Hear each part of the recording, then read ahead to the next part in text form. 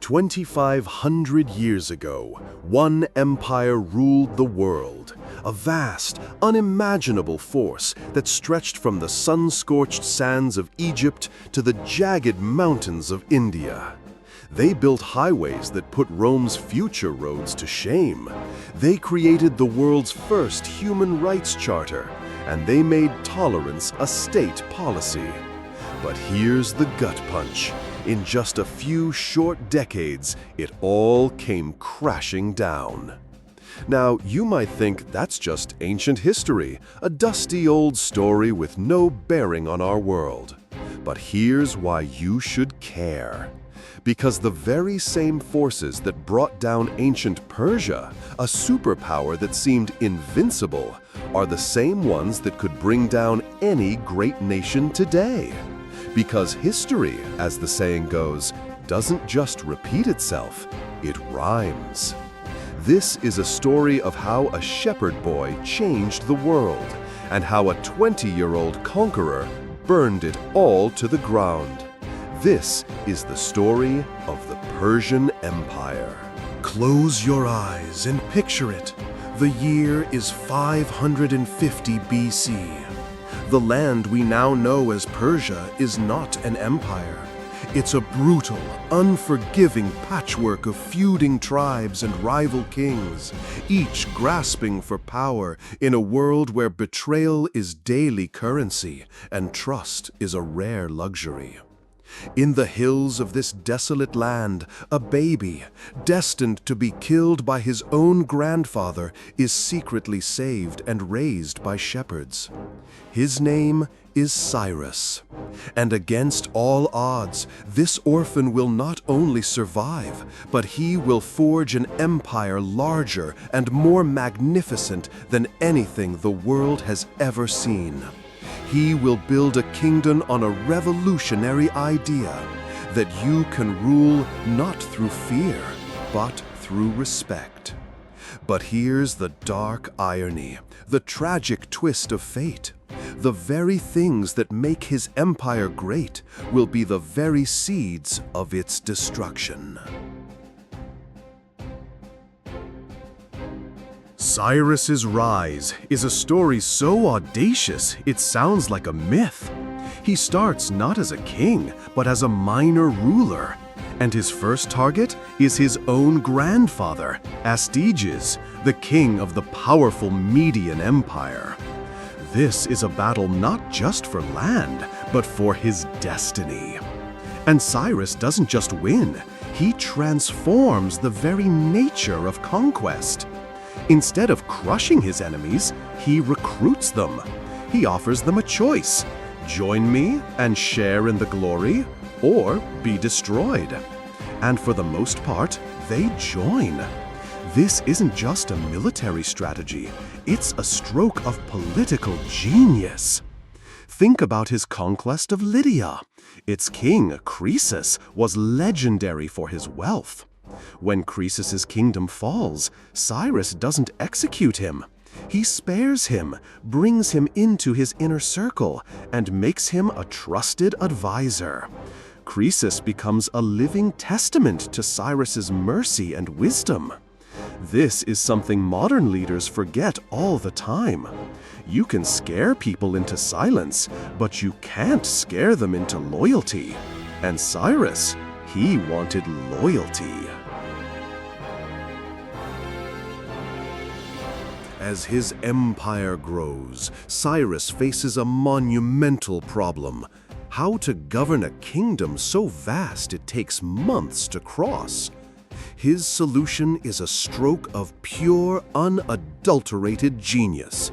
He builds the Royal Road, an ancient superhighway, a backbone of stone and dirt that acts like the internet of the ancient world.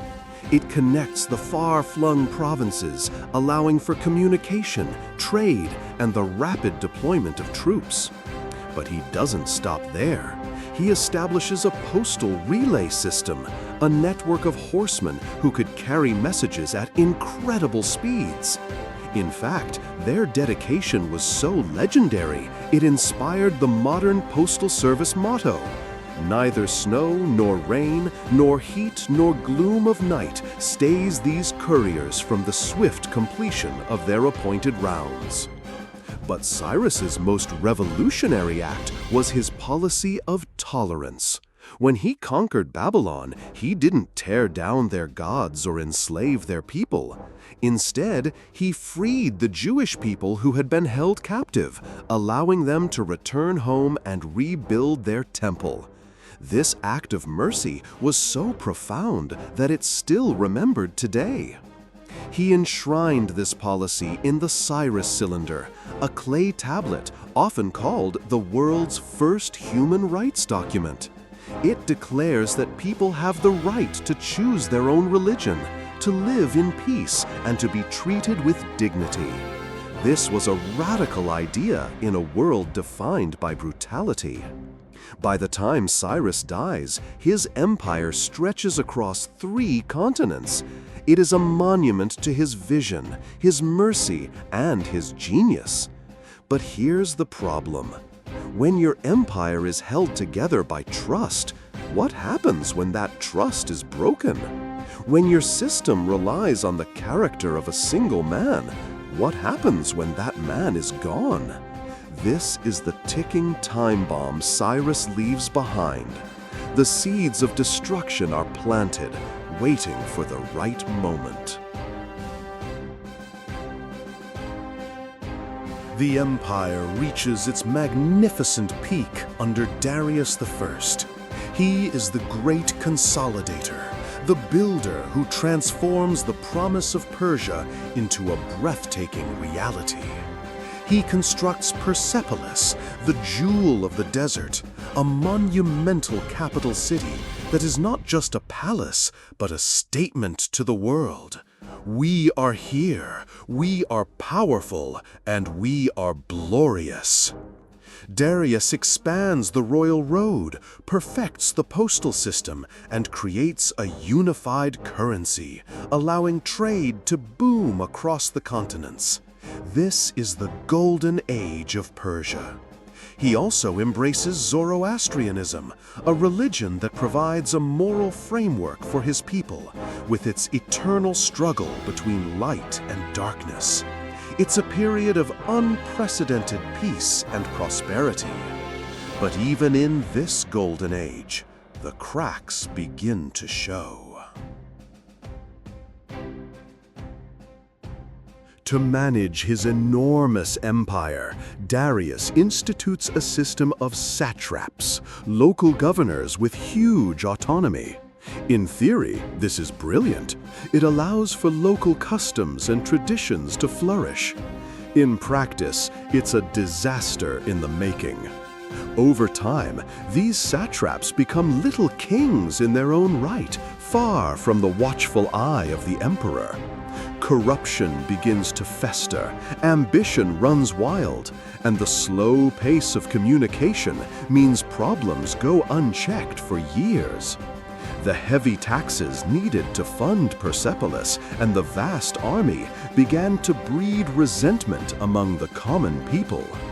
Persia's greatest strength, its sheer size and diversity, is slowly becoming its biggest liability. And far across the Aegean Sea, a new rival is watching closely. A scrappy new rival, one with a radically different idea of governance, one that will test the might of the Persian Empire and expose its fatal flaws. This is the beginning of the end. The conflict begins with a series of brutal, humbling defeats. The mighty Persian Empire, under Darius, launches an invasion of Greece, only to be met by a small, determined force at a place called Marathon. To everyone's astonishment, the Greeks win. It's a tiny loss in the grand scheme of the empire, but it's a huge blow to its prestige. It shows that Persia is not invincible. The son of Darius, Xerxes, learns nothing from this defeat. He launches an even larger invasion, a truly mind-boggling force that would make any modern army blush. And what does he get? The legendary stand of the 300 Spartans at Thermopylae, a defeat that becomes a symbol of Greek defiance. And then, at the Battle of Salamis, the Persian navy was annihilated by the smaller, faster Greek ships. These losses don't just hurt Persia's military, they hurt its pride. They show the world that this invincible giant has a weakness. And more importantly, they give the Greeks something they've never had before: morale, the taste of victory. The stage is set for the final act. In 334 BC, a new player enters the game. He's not a king. He's a 20-year-old kid from Macedon, a land most Persians considered a backwater. His name is Alexander, and he comes not to negotiate, but to conquer. He crosses into Asia with a relatively small but highly disciplined army. His first major battle is at the Granicus River, where he charges head-on into the Persian line, a move of audacious confidence that shatters the enemy's resolve. He then faces Darius III, the last great Persian king, at the Battle of Issus. Darius's army is massive, a sea of soldiers, but Alexander outmaneuvers him, and in a moment of utter chaos, Darius flees, leaving his family behind. The final confrontation, the one that would decide the fate of the world, happens at Gaugamela. Darius III has gathered an even larger army, with scythed chariots designed to shred the enemy. He has every advantage: numbers, home turf, and a desperate desire to win. But Alexander is not just a warrior, he is a tactical genius. He uses a brilliant feint, drawing the Persian flank out, creating a gap in the center. He then exploits this weakness, drives his troops straight for Darius, and in a moment of sheer terror, Darius flees once more.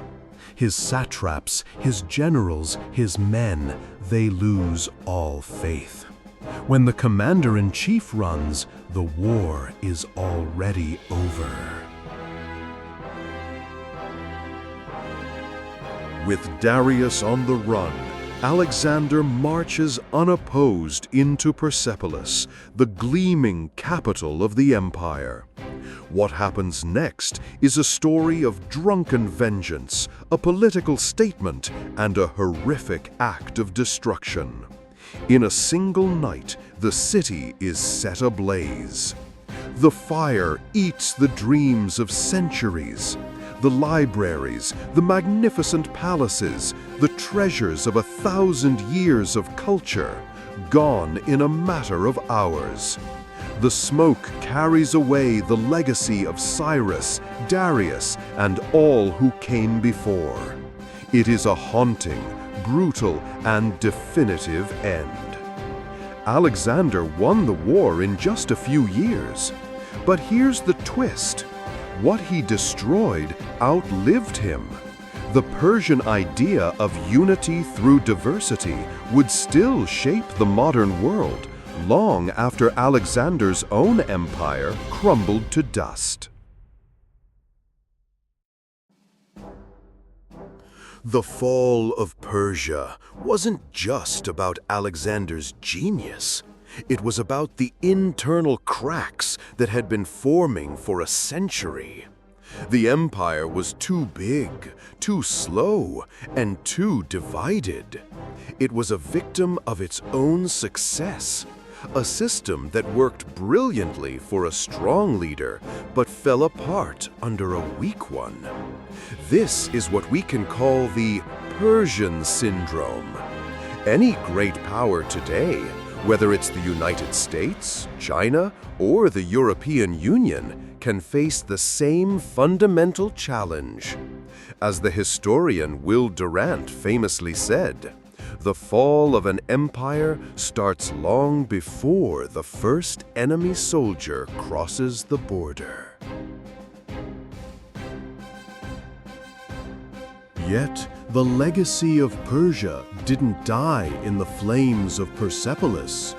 The Royal Road laid the groundwork for global trade routes. The idea of cultural tolerance and religious freedom, a radical concept in its time, became a model for later empires and, ultimately, for modern democracies. Their architecture, art, and system of governance influenced both Islamic and Western civilizations for centuries to come.